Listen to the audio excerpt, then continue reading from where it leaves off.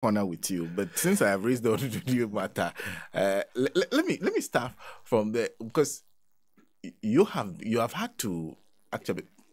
This whole thing started. People have gone through their primaries; they are done. At the time when they started, you started work with them together. So you started working on the delegates at that time. Now you've had to wait all this while. Does it help? Or it makes your work much more difficult? Well, I really have no issue about that. I mean, and it doesn't make my work that difficult. You have over 2,000 delegates to deal with when it comes to Ododo. And so if you have to go through this for the entire period we have gone through this, for me, I believe it is healthy. Okay. I believe it is healthy because it gives us this advantage to actually put the structures of the party firmly on the grounds. And I think that is exactly what has happened.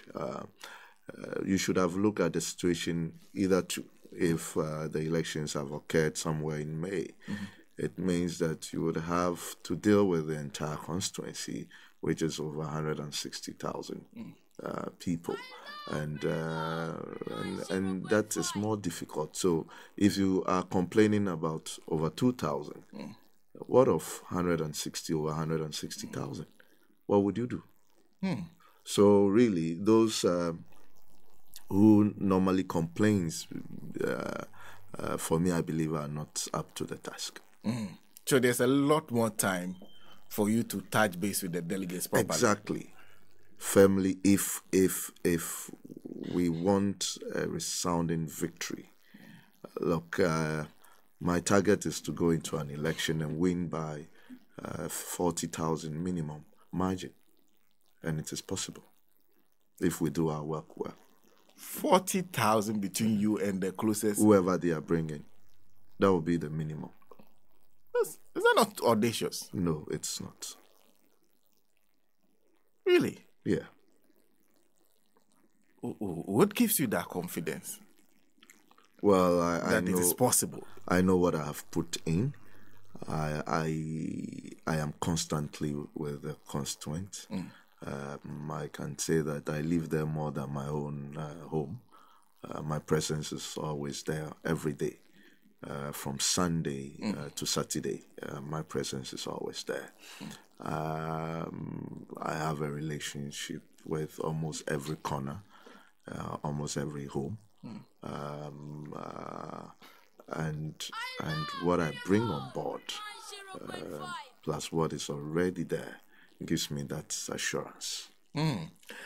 There's a question that always comes to mind when I'm talking about delegates. People have told different stories about delegates. Sometimes it sounds funny that the longer you have to do with delegates, the more cumbersome it becomes. Now, some people it can even get to the point where you basically have to feed a delegate every day, else they will threaten you with losing their votes. How is it like? No, you managing see, those expectations for. You see, when it is politics as usual, yes, you might be right. But when you have a certain level of relationship with your delegate and the people of your constituency, I don't think that those issues would arise. Okay. These are people I have been with. Talk of boxing, talk of football in the community, talk of business in the community.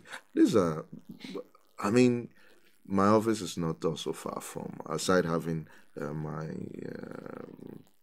political office in the constituency, my office is not far from the constituency. People will come to you any day. And these are not people who are either to delegates, but these are, and it did not start today. So some sort of relationship has been built over the year. A very broad relationship has been built over the year. And that helps. When the people know that you are coming to take advantage of the system, because, I mean, that it's that time, they will also want to take advantage of you. when they know that this is somebody who is always with us already, in any case, he is coming to us. He will assist when need be, and when he has to advise you, he will advise you. Whatever support, he will come in some way, somehow for you. They are a bit or more relaxed than when they know that you are in for the pudding, and they will also want to take their bite. So that is a reaction to seasonal politicians. Yes. Exactly. Oh, okay. So when the season comes, you, the politician, and the delegates know exactly that you arrive. You have arrived. Yeah. So they will treat you accordingly. So they will treat you accordingly. I see. I see. I haven't seen you, Nii Yarboi Annan, and that was just by the way. Since I started with politics, let's stick with politics for a while, and it goes back to our current circumstances. But you were Alaji over the weekend, and we've all been a little bit comforted by the fact that the special prosecutor has decided to investigate the Dapaah Sga. There are several questions that have been on people's mind, but people thought the investigation alone was a good starting point. You disagree completely? Yes, I disagree, and I still stand by my position in the sense that the special prosecutor at this point even must be investigated. The person who is investigating the matter, yes, must be investigated. Probably arrested, and investigations must commence on him as the special prosecutor. Why? Well, when you have no business going into certain issues, and you went in there, and we are told you went counting money and all that. In fact, he has not a single capabilities in counting monies and determine what. That is a question we need to ask ourselves. Was he going to do an account to a big boy? Was a bigger boy somewhere who wanted to know the quantum of the money because he felt that there must be an independent accountant of those monies, and that is why I believe he should be investigated.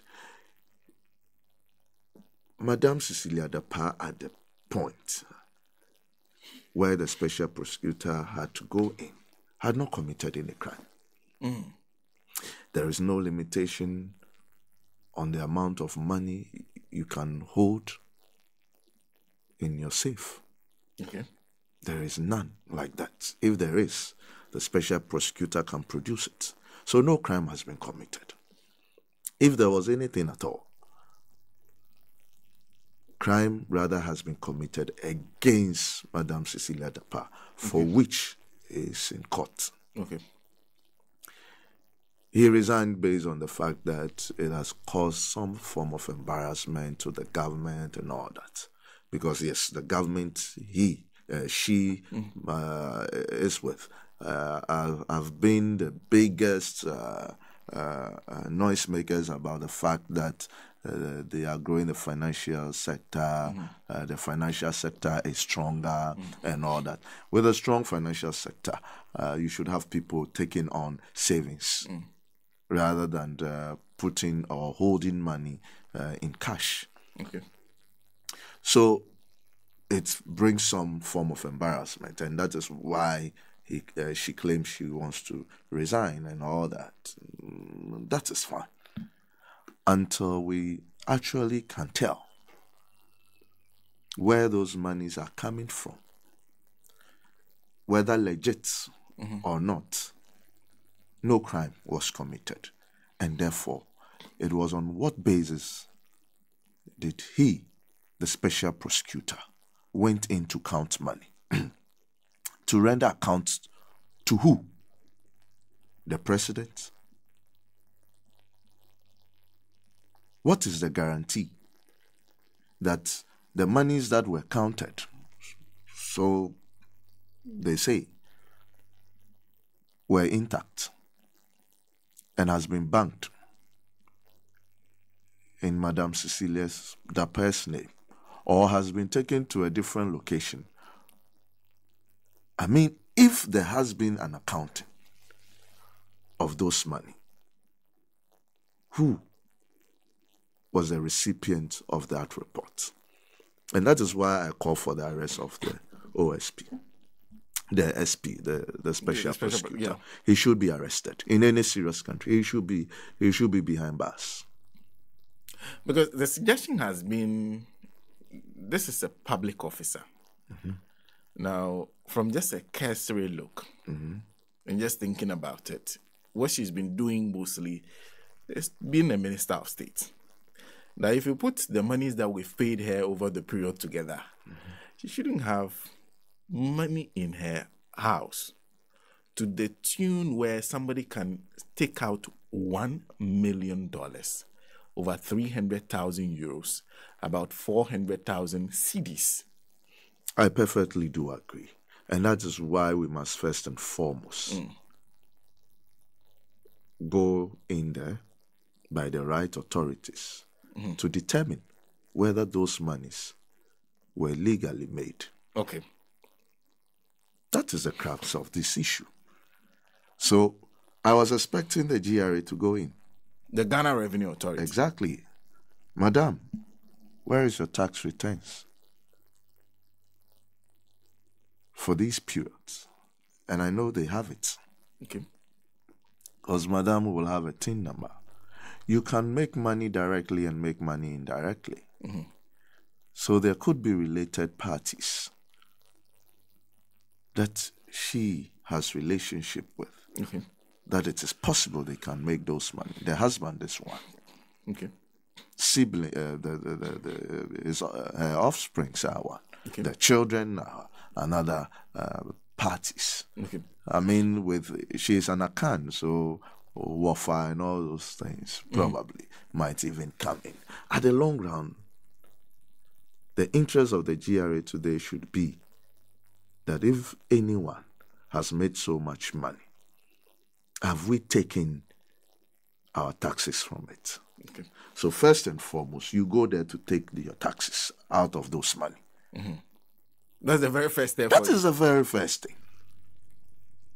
So the GRA goes in. Yes. To say that, oh, we realize you made so much money. Exactly. Let's see the amount of tax, whether you've paid taxes on those The money. GRA even knows the tax Madam has paid even before going to visit him. Okay. They know it. They can tell all the taxes she has paid. They can tell. So, if you are holding so much money over a period and you have not been able to make such monies based on the taxes you have declared and paid, then we are coming for more. First and foremost, That's the starting point. that is the starting point. Okay.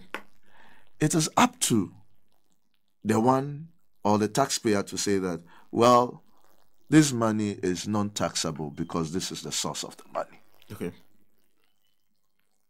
And that is where we can talk of legality and illegality. Okay. How she made the money. Then comes in BOG that with all the restriction on the holdings of foreign currencies, if someone can beat your system and hold so much cash, then you must learn how it was done. Okay. With porous borders, where were the monies coming through from? Because it is not easy to transfer $1 million to an account, right? Which is the appropriate means, and cash $1 million from our banks. What it means is that dollars came into this country by flight or on road without anyone noticing and ended up in the woman's room. 2, dollars came into the woman's bank account, and with all the restrictions on foreign currency currently, the woman was able to withdraw more than $1 million. And a bank in this country flouted the laws or the rules of engagement and allowed that to happen. That they cashed the money with a bullion van and sent it to Madame Cecilia Dapaah's home.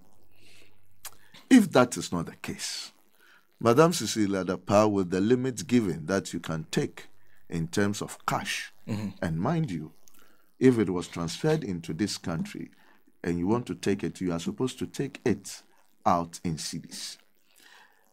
If you want it in dollars, you would have to pay about 3% charges before you can have your dollars. They'll charge you? Yes, the bank will charge you. And that is to discourage you from taking the dollars. Okay. If you negotiate even the price, it will come around 2%. So depending on the money she is holding in the house, had she paid that 2% on it? Were the charges paid? If not, was she working for some company and that company can actually withdraw cash to pay her? How is that company getting paid in the first place? So you see, you look at all the scenarios surrounding this issue, and it is only when you delve in with regards to the GRA that and BOG that you are able to make real headway in terms of whether those monies are legally or genuinely made. So if the GRA and the BOG has started doing their investigation, and what you're suggesting is a painstaking investigation. GRA goes in, BOG goes in, and when they are done, you'll be able to establish whether or not those monies were legally made. Well, it can be established within a twinkle of an eye that the woman has not made such monies, and the husband has not made such monies, the children has not made such money. It can be established immediately. Very fast. Very fast. It will not take an hour. For that to be established. Absolutely. So the fact that the GRA and the BOG did not go in established that before perhaps the special prosecutor by jumping. What was the rush? What was the rush meant to achieve? But if these institutions do not see the need to jump in, somebody must act. Well, and that person has no mandate. What was the mandate of the special prosecutor? Maybe to establish exactly what the GRA and so when you come to my house and you see a bunch of dollars packed, it means that I am a criminal. Or I might have, those monies are earned illegally, and all of a sudden I am a subject of investigations. Is that what you... It is only a scheme to get her out of the mess she is in. You're suggesting a cover-up? Oh, of course. That the special prosecutor's involvement... Yes. Is part of a cover-up. Absolutely. I have no doubt in my mind that it is a scheme to cover up. The whole essence of the special is to investigate corruption and corruption-related offenses. So you must establish some preliminary issues might have come up. Has she been involved directly in a contract that suggests that she is corrupt? Okay. I mean, what makes you think that in somebody's home, money is missing right, or monies being held in somebody's home is enough justification to go in and say that you are investigating corruption-related cases by who? But Nii, can you withdraw? Let's assume that there was only $1 million that was there. Mm-hmm. Can you withdraw $1 million? No, from banks in this country? I can't. Should that not immediately suggest that there's something wrong? Yes, but that thing which is wrong is none of your business. It is the business of the regulator of our banks. That his rules, his measures that he has put out there are not being followed by the commercial banks he is supposed to regulate. BOG has no concern. The governor did not see it as an issue. The entire board of BOG has not even issued any form of statement.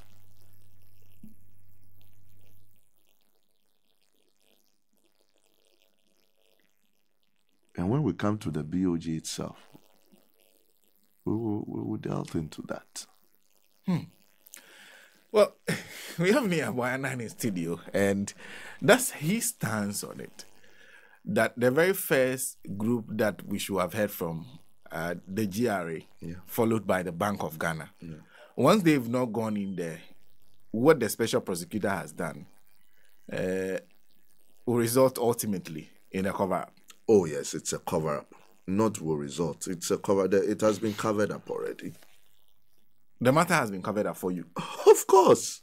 But they are investigating about it. No, the issue is myself and you. Mm-hmm. It was a court document, which is a public document anyway, that we saw. The monies involved, right, was what was stolen. Mm-hmm. $1 million, 300 and some amount of cedis, jewelries and all that. I am saying that is what you can take to the market. This is what we have to deal with. You've made $1 million. How did you come by the $1 million?